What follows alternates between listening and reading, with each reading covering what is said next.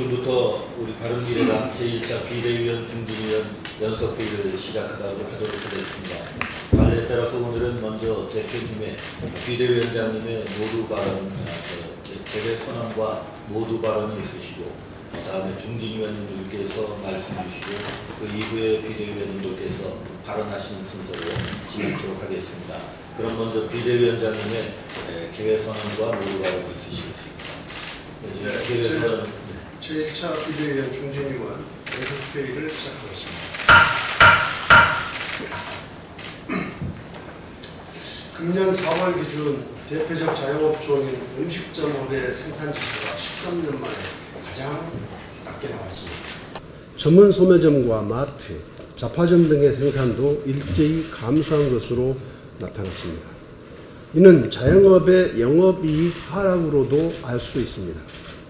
90년대 자영업의 영업이익은 10.9%였는데 2010년대에는 이것이 1.4%대로 떨어졌습니다. 자영업 비율이 높은 우리나라는 자영업의 경쟁 가중에 더해 경제 불황이 자영업의 이익 감소로 이어진 것입니다. 가계소득 성장을 위해 고용 창출 효과가 크고 부가가치 비중이 높은 서비스업 경쟁력을 높여야 합니다. 그동안 바른미래당이 서비스산업발전법과 규제프리즘 특별법을 누차 주장해왔던 이유입니다. 분명하게 말씀드립니다. 문재인 정부의 소득주도 성장 정책은 실패했습니다. 지금 당장 경제정책을 전면 수정해야 합니다. 5천만 국민의 생존과 번영이 달린 이 중차대한 경제 문제를 더 이상 실험 대상으로 삼아서는 안 됩니다. 그런데 이런 와중에 장하성 정책실장은 27일 현안 점검회의에서 흔들고 싶어하는 사람은 자기 방식대로 한다고 하면서 중요한 것은 흔들리지 않는 것이라고 했습니다. 실패한 소득주도 성장 정책을 계속하겠다는 것인지 이제 이 정도 되면 문재인 대통령께서 국민 앞에 직접 밝히셔야 한다고 생각합니다. 다시 한번 말씀드립니다. 가계소득 증가와 일자리 문제는 정체불명의 소득주도 성장이 아니라 규제개혁을 통한 민간의 활발한 창업과 투자 확대에 달렸음을 문재인 정부는 분명히 알아야 할 것입니다. 청와대가 조만간 소폭 개각을 단행할 것으로 알려졌습니다. 이번 개각에서 무능과 무소신 그리고 설익은 정책으로 국민 혼란만 가중시킨 장관은 반드시 교체해야 합니다. 교육부는 그동안 수능 절대평가 이외에 초등학교 한자 병기 백지와 유치원 영어 교육 금지 철회, 대학 입시 정책의 혼선 등 열거하기조차 힘든 오락가락 정책으로 학부모들의 신뢰를 잃었습니다. 환경부도 마찬가지입니다. 국민의 삶과 직결되는 미세먼지의 무대책으로 일관하더니 재활용 쓰레기 대란까지 불러왔습니다. 장관의 장기 공석도 큰 문제입니다. 문재인 정부에서 농업정책은 아예 포기하신 것입니까? 농림부 장관이 지방선거 출마로 사퇴하면서 3개월 넘게 공석입니다. 청와대 농업비서관도 마찬가지로 3개월 넘게 공석으로 있다가 최근에야 임명했습니다. 대통령 친인척과 수석 비서관들의 비리를 예방할 특별감찰관은 22개월째 공석입니다. 문재인 대통령께서는 이런 사실을 알고나 계신 것입니까? 박근혜 정부에서 이석수 특별감찰관이 우병우 민정수석에 대한 특별감찰을 한 것이 우 전 수석의 전횡을 드러나게 만든 결정적 계기였습니다. 그리고 이것이 최순실 게이트로 이어졌다고 생각합니다. 박근혜 정부에서도 임명한 특별감찰관을 공정, 정의, 평등을 부르짖는 문재인 정부에서 아직까지 임명하지 않은 이유를 도무지 이해할 수 없습니다. 문재인 대통령의 친인척과 수석 비서관들은 비위행에서 자유로운 완전 무결한 사람들입니까? 문재인 대통령은 무능 무소신 장관을 즉각 교체하고 국정 공백을 하루빨리 메워야 합니다. 청와대 주도의 국정 운영에서 내각의 권한과 책임을 돌려주고 국회와 야당과의 소통과 협치로 국정 운영의 패러다임을 전면 전환할 것을 촉구합니다. 이상입니다. 대표님 말씀 되셨습니다. 이어서 총재위원들 말씀해 주시겠습니다.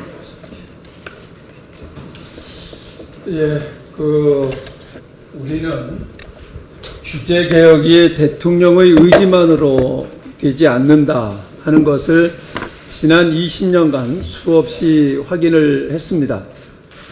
역대 대통령마다 규제 개혁을 하지 않겠다라고 했던 분은 아무도 없습니다.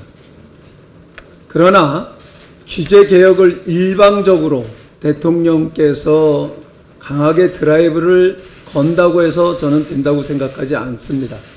드라이브가 강하면 강할수록 표지가리로 대응하는 것이 관료 집단의 현실입니다. 또 이익 집단은 또 반발이 거세서 저항을 하게 됩니다. 그런데 지금 이 정부 들어서서 규제 개혁이 안 된다라고 해서 회의까지 연기를 했다라고 하는데, 실질적으로 규제 개혁의 발목을 잡고 있는 사람이 저는 대통령이 아닌가 하는 생각을 갖게 합니다.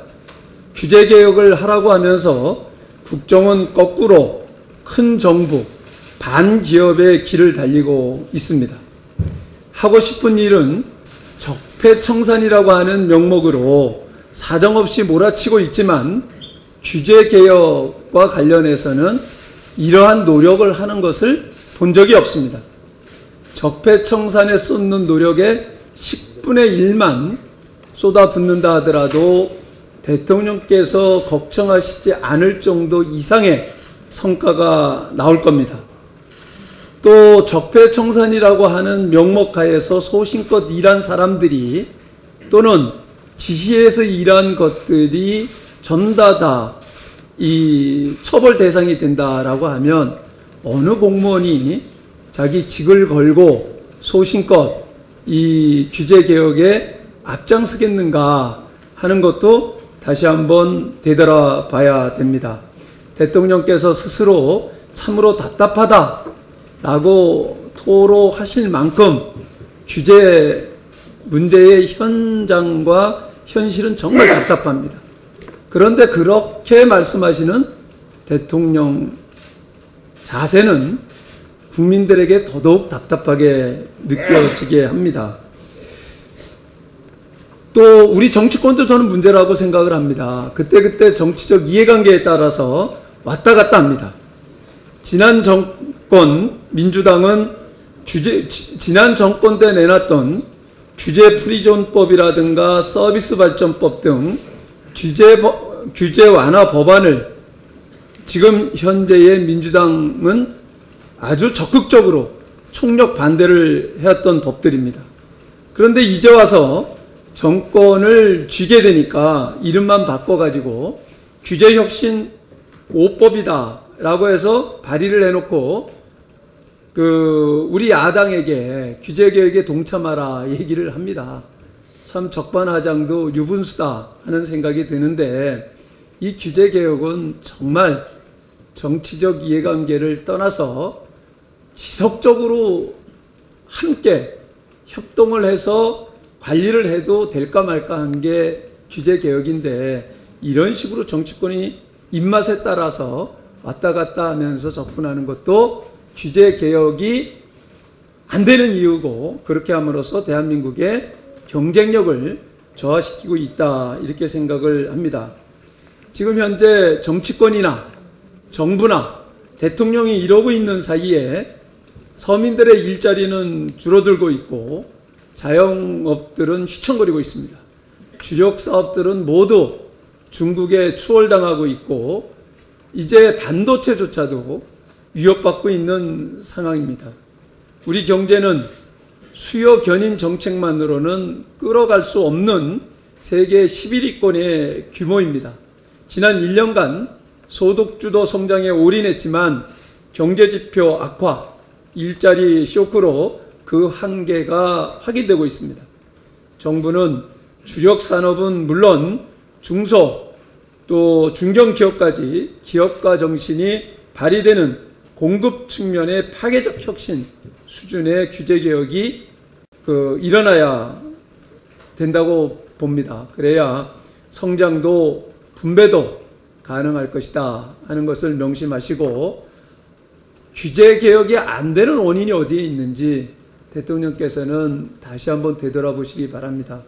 그리고 과거의 역대 정부가 왜 안 됐는지, 그리고 이 규제 개혁이라고 하는 게 우리 정치권도 문제이지만 정치권에서 틀게 되면 절대로 안 됩니다.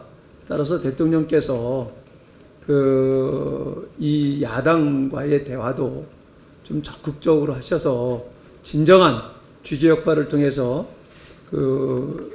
지속 가능한 성장이 가능할 수 있게끔 되기를 바랍니다. 네, 양심적 경역 거부에 관해서 어제 헌재 판결이 있었습니다. 변화된 시대의 상황, 또 현재의 대한민국이 처한 국방의 현실을 고려한 판결이라고 생각하고 그 판결을 존중합니다. 병역은 신성한 의무입니다. 노블리스 오블리제를 실천하는 방법이기도 하고, 또 우리가 지켜온 대한민국 사회의 근간이기도 합니다. 어제 헌재가 대체복무와 관련해서 국회 입법을 내년 말까지 해줄 것을 요구했습니다. 따라서 이제는 국회가 책임감을 가지고 이에 대해서 논의를 시작해야 할 것입니다. 바른미래당은 가능한 한 내년이 아니라 올 정기국회 내에 이 문제가 매듭지어질 수 있도록 할 것을 여야에 제안하고, 이것을 위해서 최선의 노력을 다하도록 하겠습니다. 원구성 협상에 대해서 한 말씀 드리겠습니다. 원구성 협상을 위한 원내대표 회동이 있었습니다마는 그 이후에 특별한 친척이 없습니다. 국민들께 죄송하다는 말씀을 드립니다. 두 가지 원칙을 일관되게 말씀드렸습니다. 상식과 원칙, 또 국회의 관행과 절차가 존중되어야 한다. 또 각 협상 결과를 가지고 각 구성원들의 동의를 받아야 되기 때문에 역지사지하는 마음으로 임해야 된다. 이 두 가지의 원칙을 가지고 각 당이 임한다면 저는 쉽게 타결될 문제다, 이렇게 생각합니다. 여당도 보다 책임감을 가지고 대승적 차원에서 하루빨리 원구성 협상이 되도록 임해야 할 것입니다. 야당도 2년 전 과거 여당 때 생각했던, 또 국정을 제대로 운영되도록 해야 하는 것도 중요하다라고 하는 그 점을 인식하고 원구성 협상에 임해줄 것을 부탁드리겠습니다. 7월 초에 마무리되도록 되기를 희망합니다. 또 이를 위해서 다른 정당들을 적극적으로 협조를 요청하고 견인해 나가도록 하겠습니다. 최근에 민평당 의원님들을 중심으로 개혁입법연대다 이렇게 주장을 하면서 소위 갈라치기를 하고 있습니다. 이 부분에 관해서 저는 심각한 유감을 표명합니다. 마치 바른미래당이 개혁입법에 반대하는 세력인 것처럼 인식을 주기 위한 의도적인 행동이다라고 생각합니다. 소위 156석이라고 하는 것은 국회에서 안건이 상정이 되었을 때만 투표할 때 기능을 하는 것입니다. 현행 국회 선진화법상 2당, 3당의 동의가 없다면 안건 상정 자체가 불가능한 상황입니다. 그렇기 때문에 개혁입법연대를 운운하면서 마치 바른미래당이 개혁입법에 반대하는 양 간접적으로 공격하고 있다고 저는 생각합니다. 저희 바른미래당은 개혁입법에 더욱 앞장서겠습니다. 나라 경제에 도움이 되는 일이라면 규제 개혁 입법을 포함해서 어떤 법이든지 먼저 선도해 나가고 다른 여당과 다른 당의 협조를 먼저 구하도록 하겠습니다. 이상입니다. 예, 저는 우리 바른미래당 내부 말씀을 좀 드리겠습니다. 제가 연찬회 등 비공식적인 자리에서는 몇 차례 말씀을 드렸는데 오늘 다시 한번 말씀을 드리겠습니다. 이번 지방선거에서 자유한국당만 폭망한 것이 아닙니다.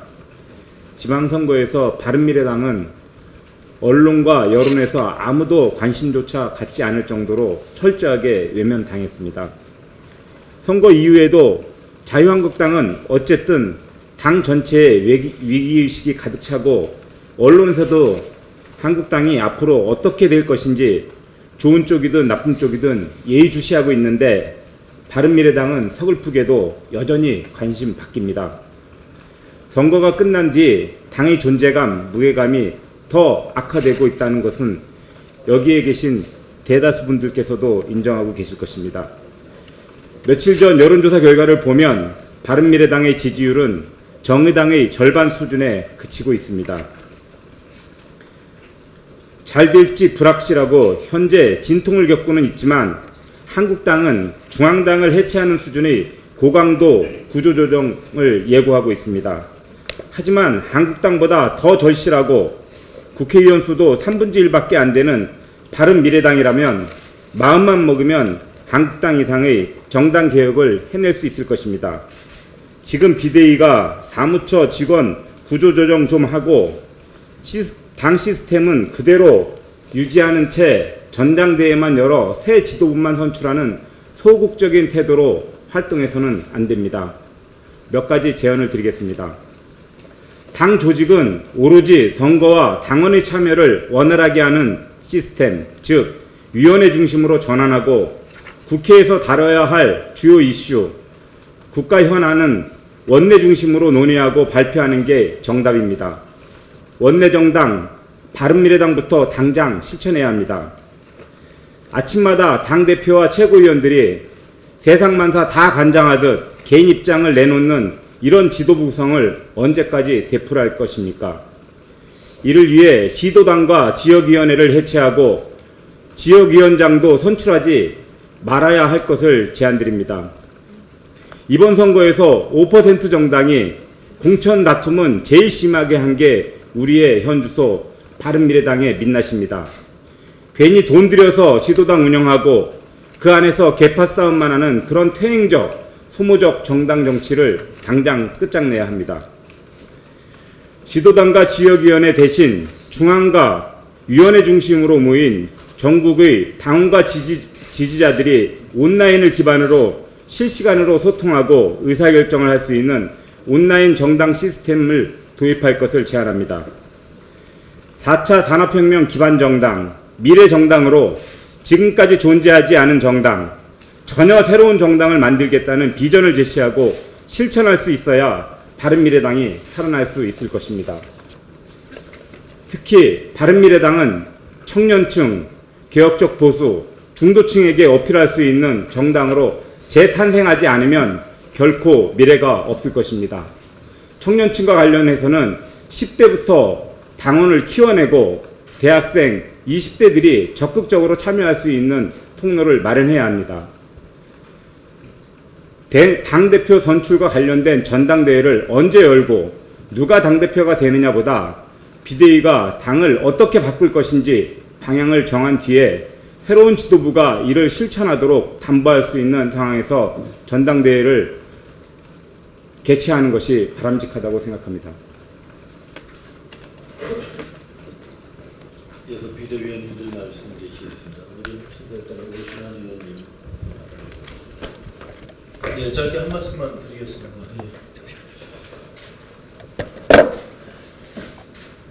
금융계의 검찰이라고 일컫는 금감원과 또 경제계의 검찰이라고 일컫는 공정위와 관련해서 한 말씀 드리겠습니다. 올해 경제 전망에 관한 국민들의 우려가 매우 커지고 있는 상황입니다. 그래서 오늘 또한 경제 현안에 집중해서 말씀드리겠습니다. 시중은행들의 대출 금리 조작에 대한 엄정한 처벌을 요구하는 여론이 커지고 있습니다. 그럼에도 불구하고 금감원은 시중은행들이 얼마나 많이 금리 조작을 저질렀는지 은행들의 자체 조사에 맡기겠다는 어처구니 없는 입장을 밝히고 있습니다. 금감원이 본연의 역할인 금융감독을 포기하고 국민을 우롱하고 있는 것입니다.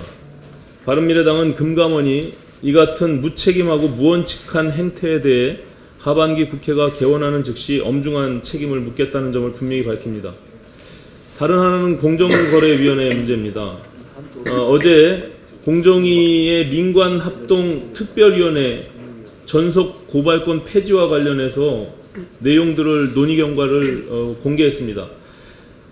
전속 고발권 전면 폐지는 문재인 대통령의 공약사항입니다. 하지만 이 특별위원회에서 논의조차 되지 않았다고 합니다. 또 선별 폐지보다는 보완과 유지하는 의견이 더 많이 나왔다고 합니다. 공정거래위원회가 전속 고발권은 특정 재벌을 봐주기 수단으로 악용되어 왔습니다. 지난해 대선에서 문 대통령 민주당이 앞장서서 폐지하겠다고 약속한 사안입니다. 소득주도 성장, 혁신 성장에 이어서 문재인 정부의 공정 성장까지 엉망진창이 되고 있습니다. 공정위 전속 고발권 폐지는 공정위가 결정할 사안이 아닙니다. 하반기 국회에서 개혁입법 차원에서 다뤄져야 할 문제입니다. 공정위는 더 이상 여론을 호도하지 말고 관련 논의를 중단할 것을 엄중하게 요구합니다. 이상입니다.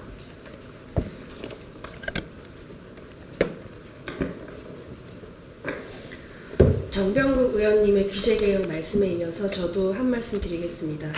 문재인 대통령 주재로 27일 오후에 열릴 예정이었던 규제개혁 점검회의가 준비 부족을 이유로 취소되었습니다. 규제혁신회의도 못 연 한심한 규제개혁의 현 주소입니다. 청와대 고위관계자의 발언에 따르면 혁신안에는 4차 산업의 핵심인 공유경제에 대한 규제개혁안이 부족하다고 합니다. 국회에서 이미 공유경제법이 발의가 되었지만 해당 상임위의 정부 부처가 소통 부족과 이해 당사자 간의 갈등으로 여전히 서비스가 난망한 상황입니다. 한참 논란이 되었던 ICO 또한 마찬가지입니다. 국내 ICO 규제를 피해서 싱가포르로 몰려간 국내 블록체인 업체들의 해외 법인 개설로 인해서 싱가포르 로펌은 대호황이라는 웃픈 이야기가 들립니다. 심지어 정부가 산업을 육성하겠다며 새로운 규제를 만들어내는 경우도 있습니다. 산업통상자원부 산하의 국가기술표준원은 지난 3월 드론 설계와 부품, 비행 제어 시스템 등을 명시한 규격을 제정을 하였는데 이 드론이 인증을 받으려면 설계를 바꿔야 할 뿐만 아니라 각 분야에 사용되는 드론의 설계가 각각 다른데도 일률적인 잣대를 들이대며 업계의 반발을 사고 있는 현황입니다. 이대로라면 규제개혁이 난망합니다. 정부는 국민의 안전과 생명 등 꼭 필요한 것을 제외하고 사업의 측면에 제한을 가는 규제를 철폐하는 네거티브 시스템을 확대해야 될 것이며 정부와 공공기관이 앞서서 기득권 카르텔에서 벗어나야 할 것입니다. 규제개혁의 속도를 지금 높이지 않는다면 문재인 대통령이 답답하다라고 말씀하시면서 경제부처의 마지막 경고를 한 것처럼 국민도 문재인 대통령과 정부에게 경고를 날릴 것이라는 것을 말씀드립니다. 이상입니다. 최입 의원님 이지연 의원님 말씀 주시겠습니다. 아까 이학재 중진위원님께서 말씀 당내 개혁 때 관련해가지고 말씀을 하셔서 제가 이어서 좀 더 말씀을 드리도록 하겠습니다. 미국 민주당이 11월 중간선거에서 승리한다는 전제하에 차기 하원의장으로까지 거론되는 중진 의원이 정치 경력이 전무한 여성 후보와 맞붙어 민주당 경선에서 충격적인 패배를 한 일이 최근에 발생했습니다. 미 하원 예비선거에서의 최대 파란을 일으킨 인물은 오카지오 코르테스라는 불과 몇 달 전까지만 해도 레스토랑의 웨이트 리스트로 일했던 경력까지 더 화제가 되고 있는 상황입니다. 미국의 중진 의원인 크롤리를 꺾은 이변에 대해 많은 전문가들은 정책에 있어서 밋밋하고 반쪽짜리 제안을 하고 그저 어울려가는 수준의 민주당 기득권층에 대한 반란으로 해석을 하고 있습니다. 이는 지금 우리 당내에 시사하는 바가 크다고 생각합니다.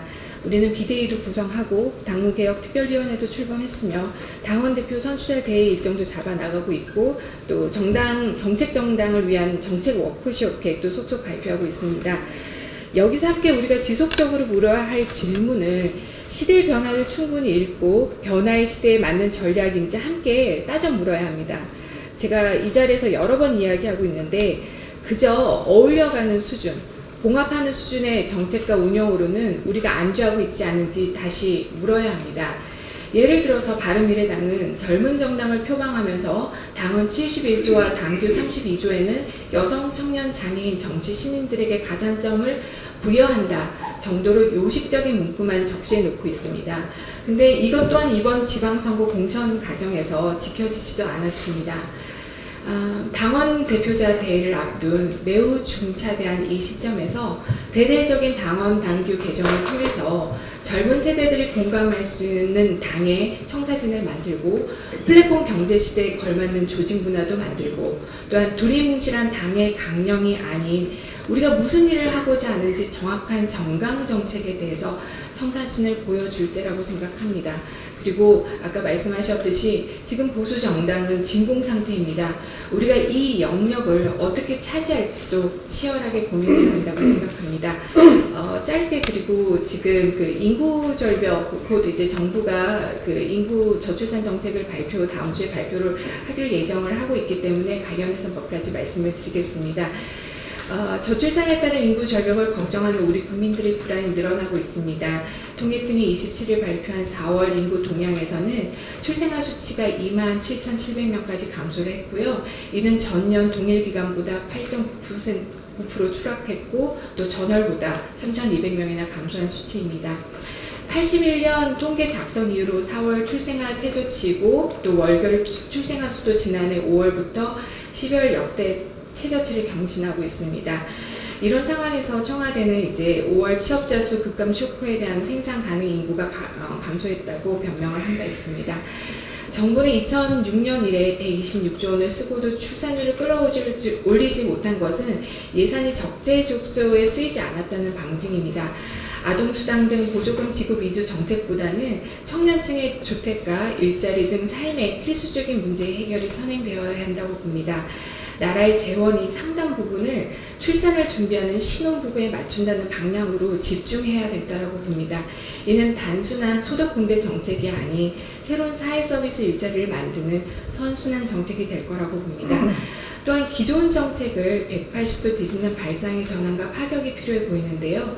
이전에 출산 정책에 한계가 있다며 선진국 사례에서 보듯이 적극적인 이민 정책도 이제는 고려해 볼 시기라고 봅니다. 고학력 전문 인력 혹은 전문 기술 위주의 이민 유입을 시작으로 장기적인 이민 확대 정책에 대해 지금부터 선도적으로 준비를 했으면 좋겠습니다.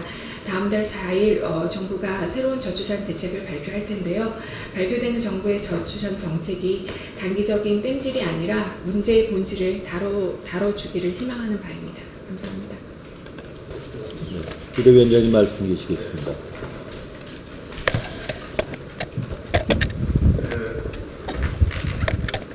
이학재 의원님, 이지영 비대위원님 말씀해 주신 것들은 비공개회에서 더 논의하기로 하고요.